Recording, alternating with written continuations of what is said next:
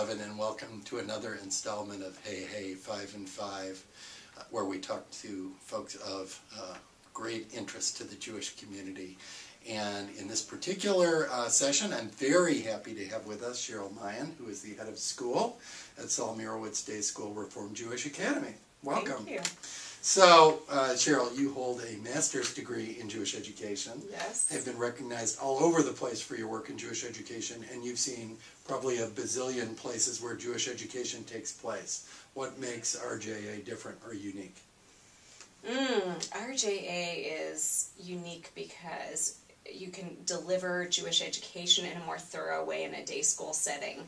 And the educational philosophy that sort of serves as the foundation at RJA is the constructivist philosophy. And what that means is that we believe students learn through experience. They should have a voice in their learning. We believe children learn through experience, and that learning should be authentic, and children should have a voice in their learning. Well, that philosophy has a lot. It plays out in different ways in science, in math, in writing, but it also is able to play itself out in Jewish education at RJA. So we've really developed a unique methodology for teaching Judaics. Very cool. What are some of maybe the fun things about RJA that maybe folks like me who aren't as close to it might not know? Well, what's not fun? I mean, you get to spend your day with children. I actually asked some people on the way out, I said, I'm being interviewed, what are some things you love about RJA?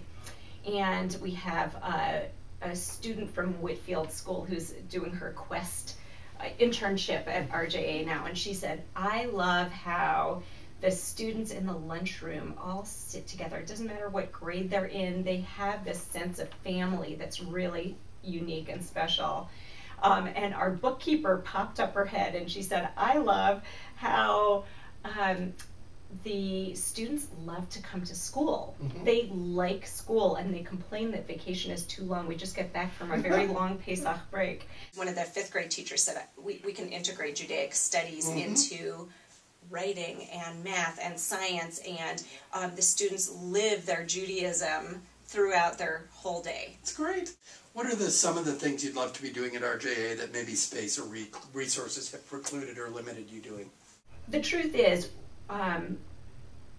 one dream at a time, we make things happen at RJA. But if you're talking about space and resources, there are so many things that we could do with a little more space.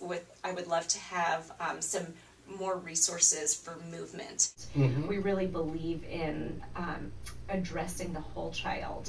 And one of the big pieces of research that we are very interested in is on movement and learning. And wellness of the whole child really affects their ability to learn. So we've trained our teachers in this research, and they're using a lot of movement breaks throughout the day.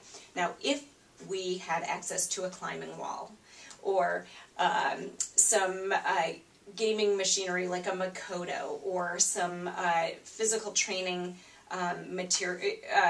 apparatus, we could do a lot of more movement breaks. Plenty of Jewish kids, and in particular Reformed Jewish kids, attend public schools. And I know you, of course, have nothing against great public schools. Absolutely. But when you look over time, what differences do you see with RJA kids and how their Jewishness plays out in their life? We hope that our children will add to the diversity of whatever community they are a part of. And part of adding to the diversity is knowing who you are. So RJA students develop a really strong sense of identity. They grow up knowing what it means to be Jewish. They have Jewish skills, they have Jewish knowledge, and they have a wellspring from which they can draw strength for the rest of their lives based on those Jewish values. So I think that is the main benefit over public school, although I'm a graduate of public school, and there are many people who are very committed to their Jewish communities who are come from public schools. So there are all sorts of avenues for gaining a Jewish identity and Jewish education. Okay. There's been talk for a long time about the possibility of sharing campuses amongst Jewish schools in town. Anything new you'd like to tell us about that, or just generally about what the challenges financially and physically that Jewish schools face? Right. Well, there is nothing new to talk about for sharing of a Jewish campus, although we all have a dream of having the best facilities, and we're always open to whatever means the best thing for our students. Excellent. Well, I can't thank you enough for taking the time to talk with us today. A pleasure. And we'll talk to you again next time on Hey Hey 5 and 5. So long.